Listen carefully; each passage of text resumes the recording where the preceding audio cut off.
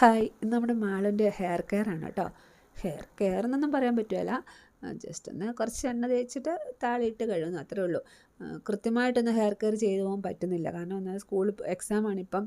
എല്ലാം വന്ന് കഴിഞ്ഞിട്ട് വൈകുന്നേരം കുറേ വൈകുന്നേരം ആയിക്കഴിഞ്ഞാൽ അവർ തല കഴുകിയ ജലദോഷം കാര്യങ്ങളൊക്കെ ആവും. എണ്ണ പറ്റാനും പറ്റില്ല. അങ്ങനെ ഒന്ന് രണ്ട് ദിവസം വെള്ളി തല കഴുകാറുള്ളൂ.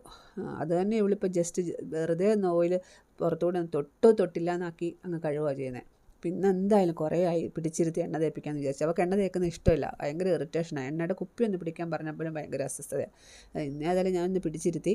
അതിൻ്റെ ഇടയ്ക്ക് ഇപ്പം മതി എന്ന് പറയുന്നുണ്ട്. പക്ഷേ വല്ലപ്പോഴും അല്ലേ എണ്ണ ഒന്ന് തേക്കുന്നുള്ളൂ. അതുകൊണ്ട് ഞാൻ കുറച്ച് നന്നായിട്ട് തേക്കാമെന്ന് വിചാരിച്ചു.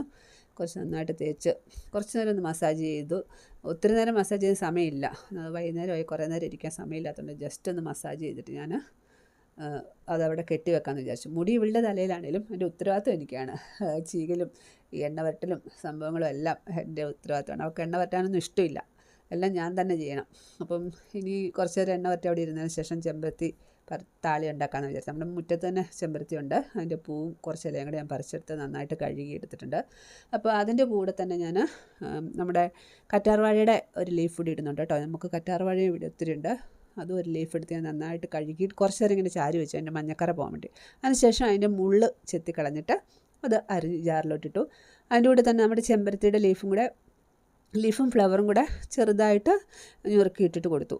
അങ്ങനെ തന്നെ ഇട്ടാലും അരയും, പക്ഷേ പെട്ടെന്ന് അറിയാൻ വേണ്ടിയിട്ട് ഞാൻ ഞുറുക്കിയിട്ട് കൊടുത്തതേ ഉള്ളൂ കേട്ടോ. എന്നിട്ട് കുറച്ച് വെള്ളം കൂടെ ഒഴിച്ചു കൊടുക്കും, അല്ലെങ്കിൽ ഭയങ്കരമായിട്ട് കട്ടിയായി പോവും. വെള്ളം കൂടെ ഒഴിച്ചു കൊടുത്തിട്ട് അരച്ചെടുത്തിട്ടുണ്ട്.